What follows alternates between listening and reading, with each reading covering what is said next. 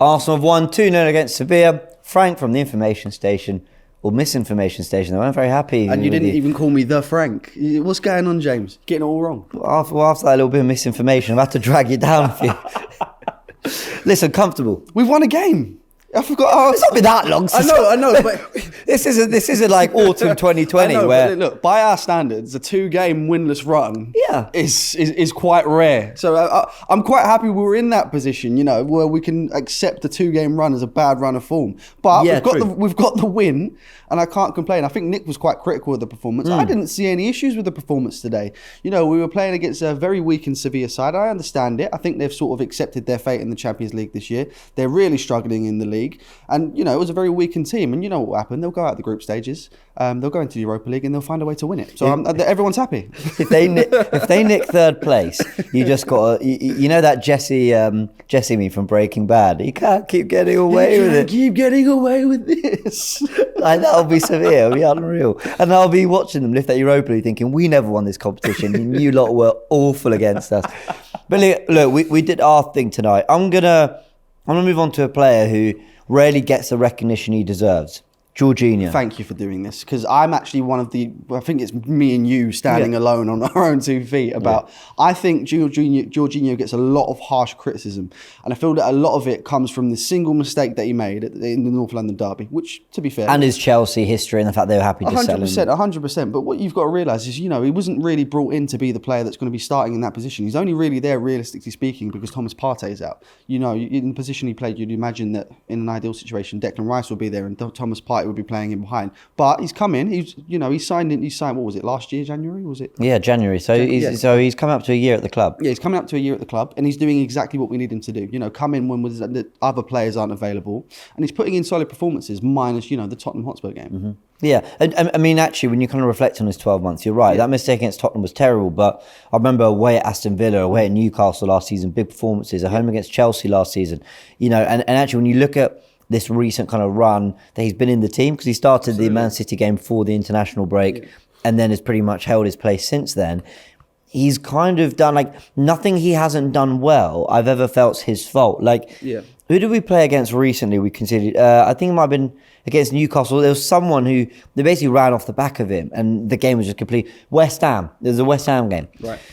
Paqueta, I think, just ran off him and just tore through the midfield. And I struggle to be mad at him because I'm like, I know you can't do that bit very well. Course, yeah. The team needs to be set up to protect that. Absolutely. And when he didn't have Declan Rice in that game, you saw it. You haven't seen it since. Absolutely. I feel like in that situation, yes, I think the team should be fully aware of his weaknesses, the weaknesses to his game. And they need to support him in that situation. And on that occasion, they didn't. Today, he shut everyone up. He done really well. And what a pass that was through to Bukayo Saka. Yeah. The vision. Magnificent. The vision, the time of the run, the execution. Saka and Martinelli came to life today in different ways. Saka was clutch, Martinelli was dangerous. I felt so sorry for those fullbacks. Now they got absolutely ripped. They had the fullbacks on toast today. It was absolutely, painful. I don't obviously want to point out Martinelli specifically in there. Don't get me wrong, Bukayo Saka looked great today, and obviously for me, he probably gets the man of the match. Back to the old Bukayo Saka. He's been out of form recently, so it's great to see that performance. But the Martinelli one, that's reminiscent of the whole Gareth Bale Maicon situation. And they didn't really do anything to help the fullback. Tottenham fans are not going to like that one. They're going to say an assist against Sevilla in the Champions League groups, and he's comparing it to Bale Maicon. But you know what I'm saying in terms of the way you just constantly getting cooked, not in terms of the outcome of the way you just thought this fullback ain't got a chance. And they had Jesus Navas right there on the bench. They wasn't really trying to help the fullback, were they? No. But like I said, there's not really any major negatives that I can point out. There is one negative, however, and it needs to be spoken about because... Does it? I think it does because... Does it? I think it does. And the reason that I think it needs to be spoken about is because he just wants to... He seems to want to persist with it when it's clearly not working. Kai Havertz. We talk about the Rolls Royce that's William Saliba. Declan Rice, the Bugatti, Jorginho, probably a Ferrari today.